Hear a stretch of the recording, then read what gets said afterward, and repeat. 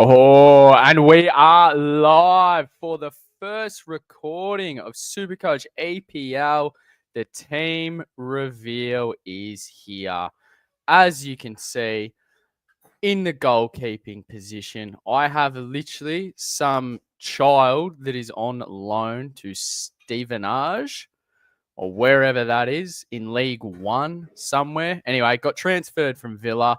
He's going to be my loop. If anyone has given any thought to anything I've said about this, I'm huge on looping, always have been, and that's where I'm starting off. David Raya is going to be my only goalkeeper, really. So unfortunately, I'm going to have to rely on Arsenal to keep some clean sheets. Now, that can be a little bit risky, especially to the end of the year. Last year, they weren't that great in doing so. But for 6.7 million, I don't think you can go wrong there. He's not, I wouldn't say he's overpriced, and I wouldn't say he's underpriced. I think he's priced adequately. But the cheapest way into the Arsenal defense, considering Miles Lewis-Skelly is actually a midfielder in this, which I don't like. Honestly, props to him though. But for Supercoach, I don't like it that much. Literally, Villa are going to be playing in Europe. We all know that. So hoping after the first 6 rounds, a lot of Sunday games, which will really, really help me with looping 2 bites at the captaincy pick. As you can see, looping Salah Saturday morning. So I'm hoping for a decent score and something nice to kick the first game week off with. For the defenders, Frimpong at 6.5 million. In this format, definitely prefer him to Van Dijk. Don't think he has any competition considering Bradley is currently injured. And I think the pick speaks for itself, really. I don't know his ownership. We can have a look, but I assume it's going to be sky high. 42%. Yeah, that's insane for a defender. No idea how your doggy is still 29%. Van der Vin's jumped up after scoring this morning. Shout out to Spurs losing. Kyle Walker, not too sure why he's 23%. That's a bit extreme. MDC from Brighton, playing as one of their fullbacks, really, really attacking. 5 million, happy to take that on. His attributes really, really go well for the scoring system of Supercoach. So all on board there for 5 million. Diouf from West Ham, honestly, like this bloke had 9 goal contributions last year, playing in the Czech League, I believe. 3.7 million, just a genuine lock. Fantastic first game week fixture, and I'm more than happy to have him in there. I think he'll make quite a lot of money and do quite well and rotates well with the bench options I have chosen. Yoro did really, really well last year when he cemented his spot in that United backline. There's not much more to say on Yoro. 18% owned. Basement price, basically, 3.9 million. Joe Rodon. Now, this bloke, for Leeds, I'm super, super keen on. Break even of 3. He's going to play every single week as a centre-back. They've got a very nice opening fixture. Really think he's going to just skyrocket up the cash. Really, really will get heaps and heaps of... I'm fairly sure interceptions, clearances, blocks, not so much. Key passes, absolutely not, won't happen. But basement price, nailed as a centre back. And honestly, he's one of 3 Leeds players in my team. That's actually quite surprising to say. But when you look into the stats and the statistics of what I guess all 3 of them can produce and have produced in the past, it's a no-brainer in my thoughts. And he's going to play every single week. Like he's just nailed as a centre-back. Midfield, I really, really don't think I need to explain Palmer. I really don't. Main man for Chelsea. Like, what more needs to be said. Very, very pricey though. 12.7 million. Second highest price player in my team. I'm pretty happy literally just having him as the fullback captaincy option if needed, depending on fixtures. Will be on pens. Honestly, man just erupted since leaving City, probably due to actually getting opportunity and being utilized how he should be.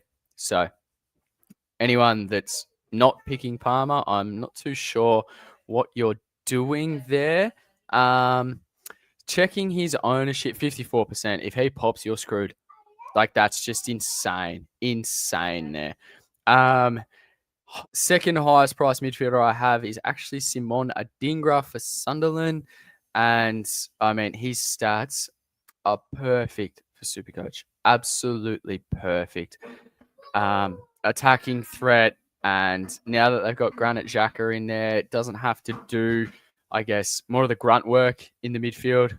Can tend to push up a little bit more than what he used to, and I'm more than happy.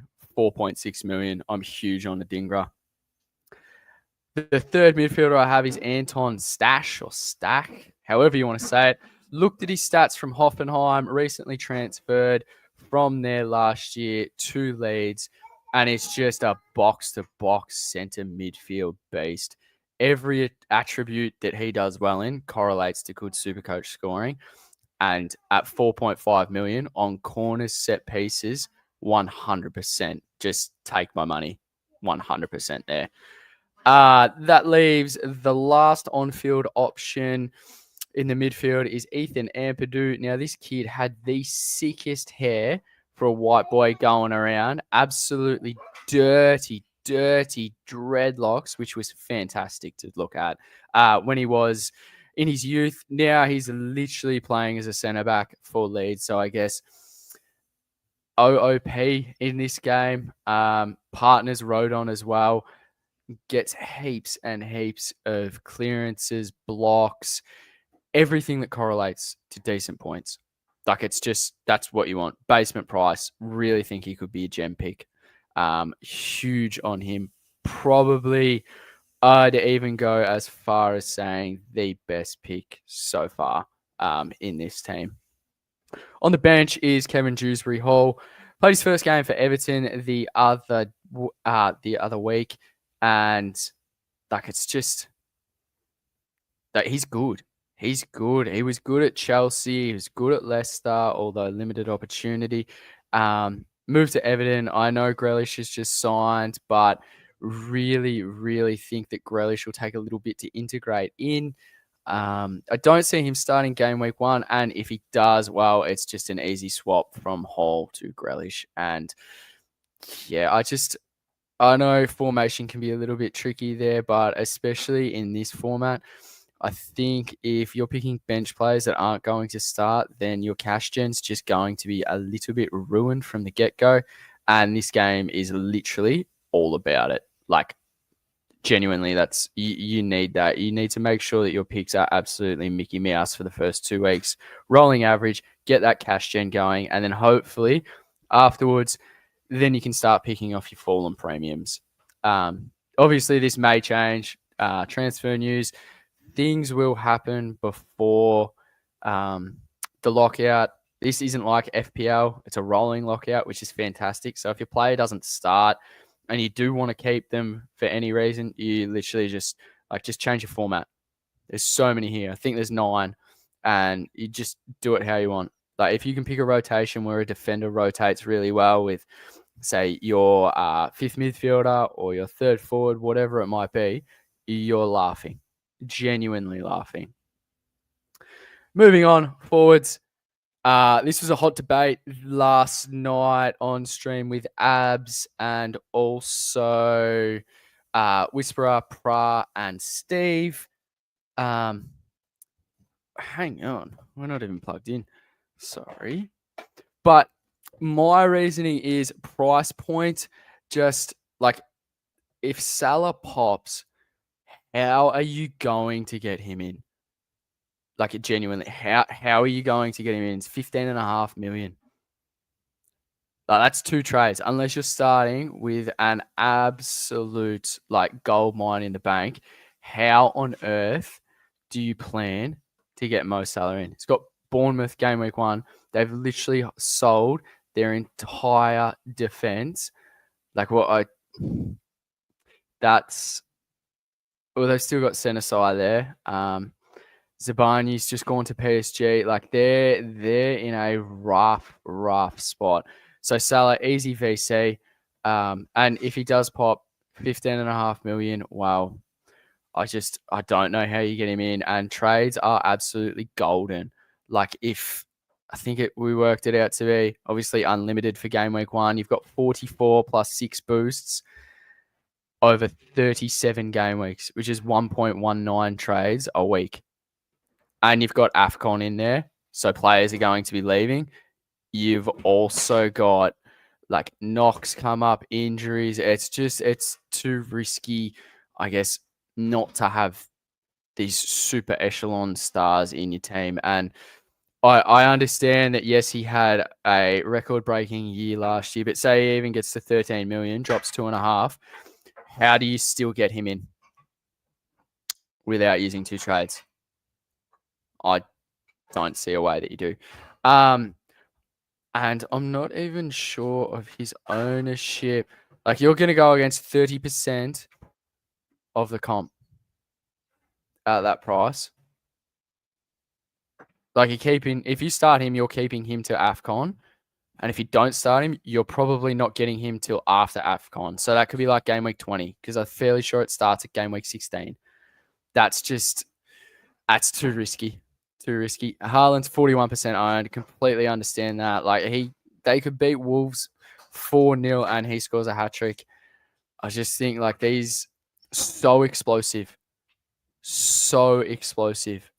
And I just feel so comfortable having them in my team. One thing I have flirted with is ditching Wirtz, who 19% owned, came in at 8 million.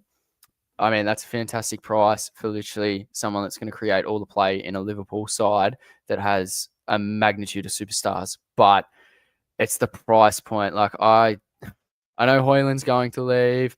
I know Watkins is a fantastic pick. I understand that. Could easily go Ollie.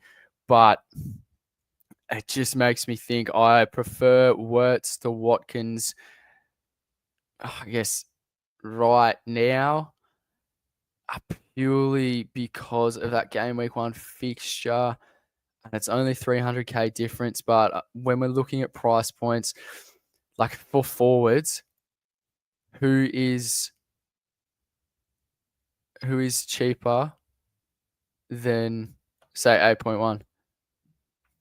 Like, you can basically get to whoever you want.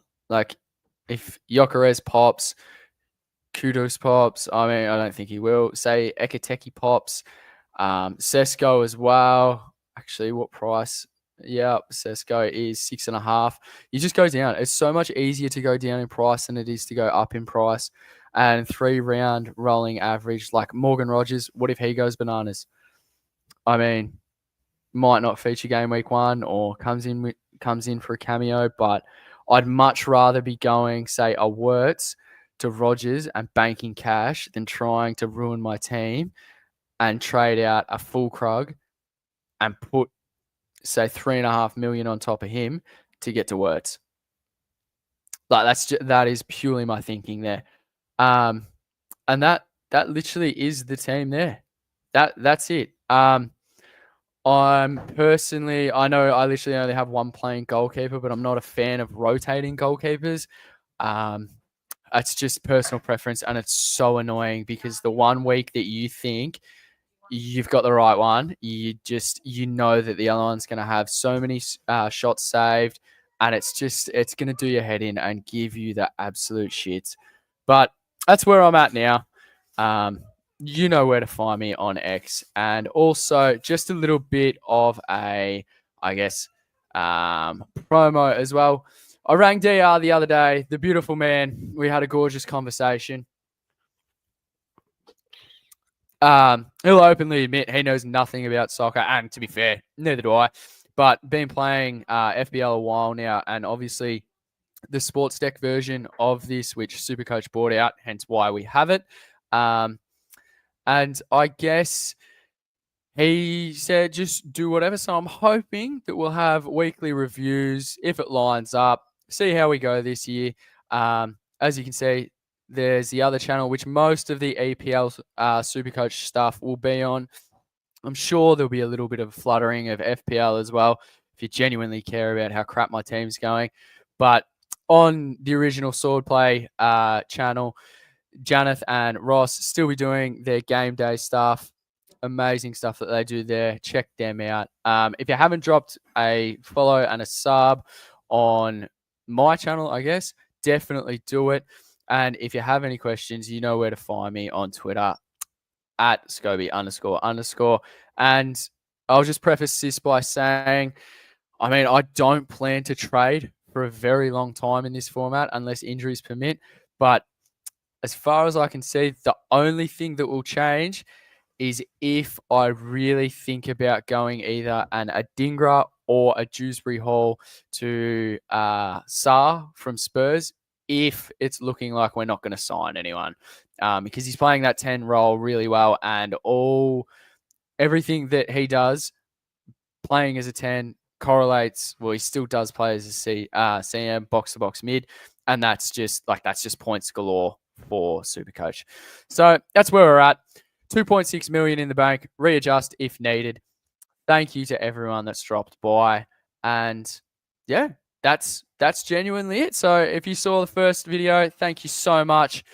And that's it. We are done. Don't forget to like and subscribe. Check out the original Swordplay channel as well. And don't forget to visit the website at supercoachswordplay.com. Thank you once again. If you've enjoyed this video, then please like and subscribe. And don't forget to check out the website at supercoachswordplay.com.